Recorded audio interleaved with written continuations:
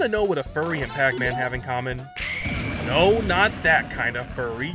This furry. Well, stay tuned and I'll explain in today's video.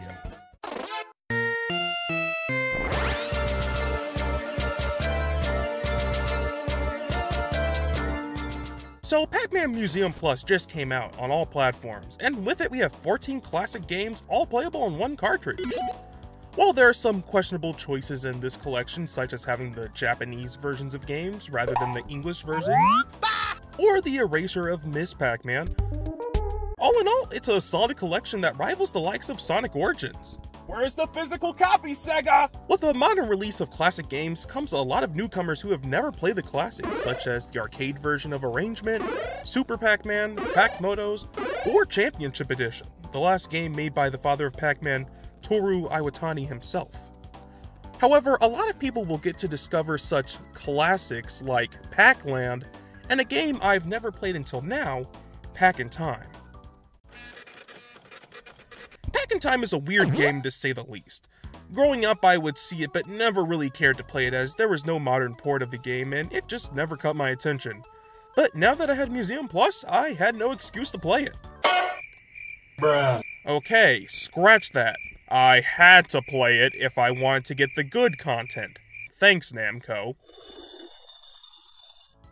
Pac-in-Time starts us off with the story that confirms it's a sequel to Pac-Man 2: The New Adventures. Remember that point-and-click game where Pac-Man had crazy personality problems? The plot essentially breaks down to how the Ghost Witch is mad at Pac-Man for foiling her plans, when all Pac-Man did in the previous game was get some milk, pick a flower, and hang out at the arcade, only stepping up to fight when his son was literally robbed. Anyway, the old hag puts a curse on Pac-Man. You should kill yourself.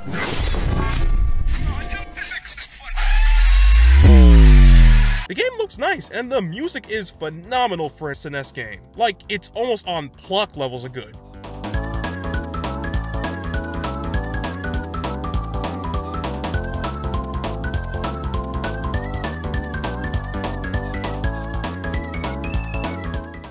But, unfortunately, that's all the good I can say about it. Slippery controls, confusing cryptic puzzles, and cheap level design make this an absolute pain to play. It's like this wasn't even a Pac-Man game to begin with. What the heck are you looking at? This dude looks like he owns an air fryer or something. What? What's that? You say Pac-in-Time wasn't even a Pac-Man game to begin with? That's right, hypothetical audience that should totally subscribe to my channel. While Pac-in-Time originally came out for the DOS, Macintosh, SNES, and Game Boy in 1995, what's even more is that it's a reskin of a game called Fury of the Furries that came out in 1993. You see, in 1994 the game was licensed to Namco, and to put it in layman terms, this game pulled a Mario 2, changing the graphics, music, and adding in their own popular character. To clarify, the Amiga, DOS, and Game Boy versions are just a reskin of the original game, while the SNES version is built from the ground up with original levels. However, it still uses all the main power-ups from the original game. Dude! We're falling right out of the sky! We gotta drop the load! Fury of the Furries is a neat little game that more people need to play in my opinion. You see, the plot revolves around these little creatures called Tinies, who have just returned from space only to realize their home has been ruined and taken over by an evil Tiny called the Wicked One. I'm gonna be all up in those feet. So, utilizing the Tiny's abilities to transform, they gain new skills enabling you to swing, climb, fight, and swim your way to the castle where the king is being held captive. It's quality old school puzzle platforming. While I didn't grow up with the original game, I feel more people should play would inspire the creation of Pac-in-Time, as there is a lot of charm that even surpasses the level designs and ability gimmicks themselves. I think the game deserves more attention other than the people that grew up with it. For instance, there's no speedrunning other than this one video I found on YouTube that's just World 1. But yeah, there's no real speedruns of the game, and barely anyone talks about it anymore in modern media. And I think it's just a pretty cool thing that more people need to talk about. I feel when developing this game, they could have been a little more original with the ideas and power-ups by giving him a pack dot to throw instead of the little energy ball, and giving him a snorkel when he's underwater to signify that you needed to swim. If you're interested in playing either Fury of the Furries, or the PC version of Pack in Time, I'll leave a link below as the game is considered abandonware, and is free to play in a browser or just download on your PC. So now that you know about Fury of the Furries, I have to tell you about its sequel. That's right, after 20 years, the original devs from the first game are making a real sequel, and it's looking pretty good. The title? Fury of the Furries 2. And the mandatory subtitle. I'm not gonna lie, the sass in this name alone is already really charming. At the time of this video, the dev's official Twitter only has around 100 followers, and to me that's criminally underrated and unacceptable when they made the account just 3 years ago.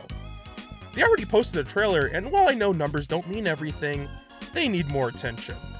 I already made the mistake with Ricky and Vicky when missing that game launched out, so I want to make sure that people notice that this game's coming out.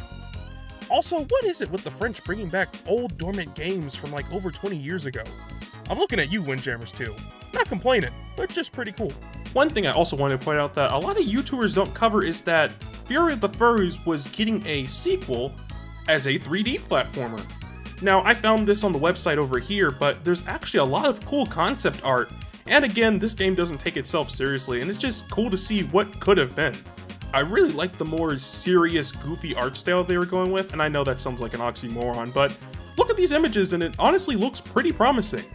Even though the sequel they're making now is going to be 2D, I do hope that they continue to consider a possible 3D remake. I want to give a big shout out to my follower Danny Dirt on Twitter for even telling me of the existence of Fury of the Furries, which led me down a rabbit hole to research how Pack in Time even came to be.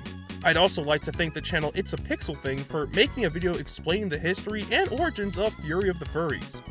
If you want more context about how these games came to be and a more in-depth overview of the gameplay, I'd highly recommend you check out his channel. The person who composed the absolute banger of an OST is actually on YouTube and has uploaded the entire soundtrack of Pack in Time on YouTube and Bandcamp. And yes, I did buy the Pack in Time album.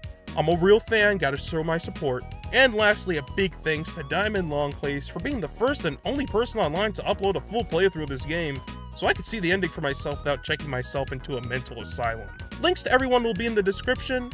Thanks for watching to the end, and remember my friends, stay foxy.